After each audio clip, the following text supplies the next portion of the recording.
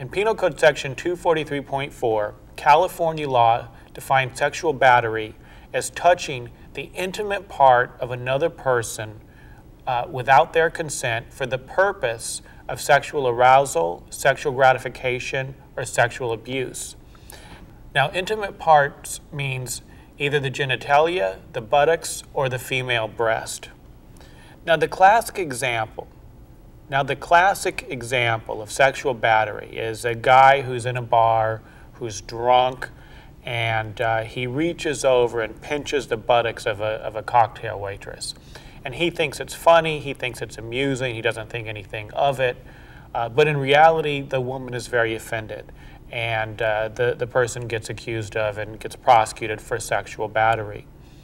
Now, sexual battery, it's a serious offense. It's a wobbler, which means it could be filed as a felony or a misdemeanor. But even as a misdemeanor, if you're convicted, it requires that you register as a sex offender for the rest of your life. So if you're charged with this offense, you want to do everything that you can to get it reduced or dismissed, but to avoid the conviction for sexual battery. A typical defense in a sexual battery case is a honest and reasonable belief in the consent of the victim. So, for example, it might be a situation where you're flirting with someone and they appear to be flirting back with you, and it appears to you that they're inviting the contact, and so you touch them in an intimate place. Now, maybe you misread social cues, maybe there was no meeting of the minds, but if you honestly and reasonably believed that the other person would not be offended, and in fact that there was at least some implicit consent, then that is a potential defense that could get the charge dismissed.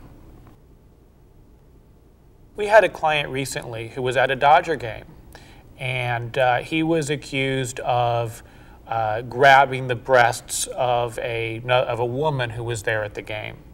And she accused him, and the security came, and he got arrested. He got charged with sexual battery.